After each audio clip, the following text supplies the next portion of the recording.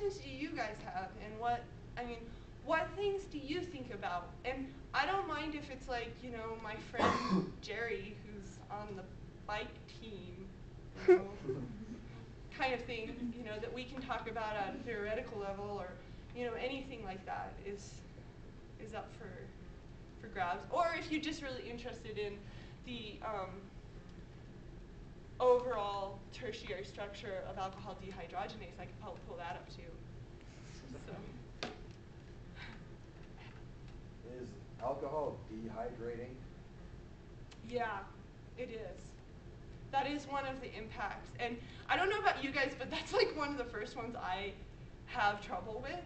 So, like when I'm out drinking and I'm just getting that like really great euphoria kind of going on, and you kind of feel, I don't know, do you guys get warm in your ovaries? I do.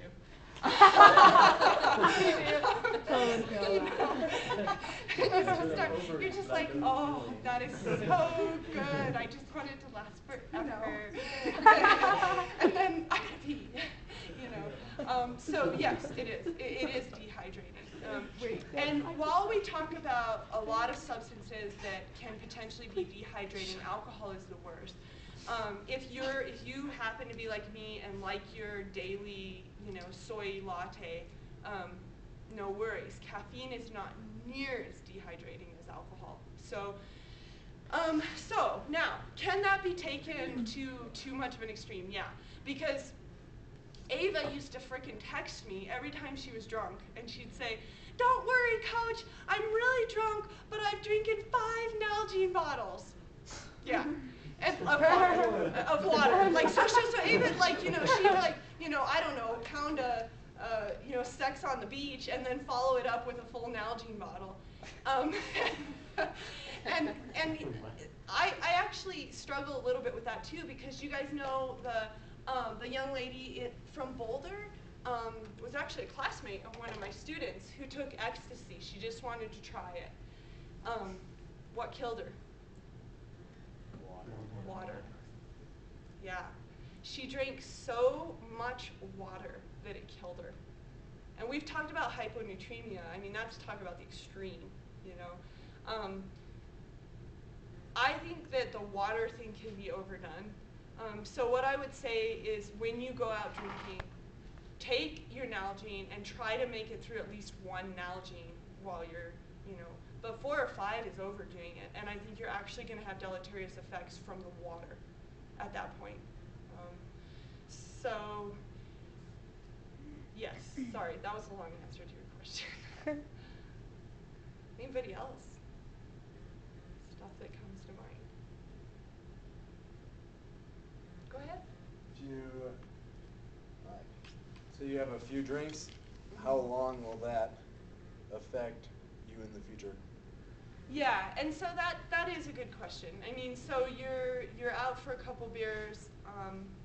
So thinking a unit an hour, if you have 4 or 5 beers, think 4 or 5 hours.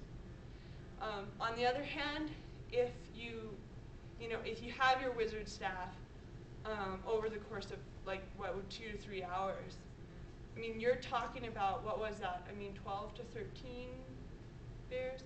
I mean, you're looking like well into the next day. And here's the bum, because it's like the trouble comes when it affects your next day. So then it affects the training your next day. And so then the hard thing too about that is that because you're not only dehydrated, you're dealing with some of the metabolic impacts, you can't train, or if you do train, you're actually doing damage. And then your immune system takes a hit. So if that's when the trouble comes, because then you get that immune impact, and then you end up fighting even just a slight cold for the next 2 weeks. And so that one night of drinking ends up becoming like that 2-week window. I don't know, ish. Does that make sense though in terms of initially answering your question? I once heard that if you drink and get really drunk, yeah, then it affects you, as in backtracking 4 days of training. Mm-hmm. Is that true? Yeah, I think that would be a fair analogy. I mean, it's not exactly equivalent to, erasing those days, Yeah. but the impacts are such that you probably negate the benefits. Yeah. And so I think that's a fair way. I mean, it's not necessarily like, this equals this sort of thing, but it's a fair way to look at that, I think. And there's actually a lot of studies that have been done that show that your recovery really inhibits recovery. Mhm. So like if you did a hard workout, like a really hard one like tonight, Oh yeah. then That's killing it. then if you went out tonight, but I'm saying if you did a hard workout and then you went out, Yeah. you would take way longer to recover from that, recover, and you also right. are much higher chance of getting injured during that time as well. So that's Mhm. so in addition to maybe that's one of the problems is that if you're training consistently, then there's never really a time when you're not trying to recover. Yeah. Yeah, and some of that we could relate to this too. I don't necessarily want to go into way more depth, but some of the cycles that your body uses to continue to provide energy utilize muscle tissue too, and so you can see that major impact on the ability of your body to heal and to because part of like after a hard workout, part of what you're doing is that supercompensation of rebuilding tissue. And so if you're inhibiting these pathways, you're also inhibiting muscle tissue biosynthesis. So, gluconeogenesis, that process of making glucose, is a biosynthesis, just like making and building new tissue is a biosynthesis. So you could inhibit that sort of.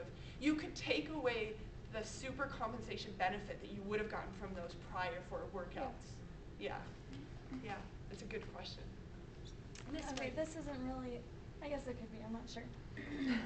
So, when we go backpacking, we always bring scotch with us. Mhm. And so, like a couple years ago, I was starting to get a sore throat, and my parents told me to take like a shot and hold it in my throat as long as I could, which I couldn't do, but they were like, maybe that will help. So, is that true? Does that actually help? Well, so there, with alcohol, there's an antimicrobial sort of threshold as far as what will have those antimicrobial effects, and that percent is 70%. So any alcohol that has more than 70% pure alcohol has an antimicrobial effect. And so, if, for example, you are out in the backcountry and you have your scotch and it is more, I don't know what scotch is, but it's more than 70 proof. If you were to use it, you could use it as an antiseptic. Mm-hmm. So, that being said, the chances that you could actually use it, in your throat, the chances that you could hold it in one spot and expose it to the right percent of alcohol in the right places are slim to none. But so there's truth in that. It's just not full truth.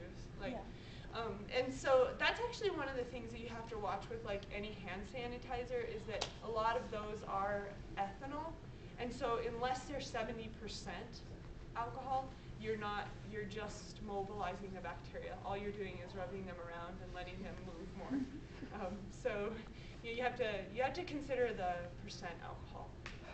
There's a lot of urban legends out there about having a parasitic infection and drinking enough hard liquor to flush it out.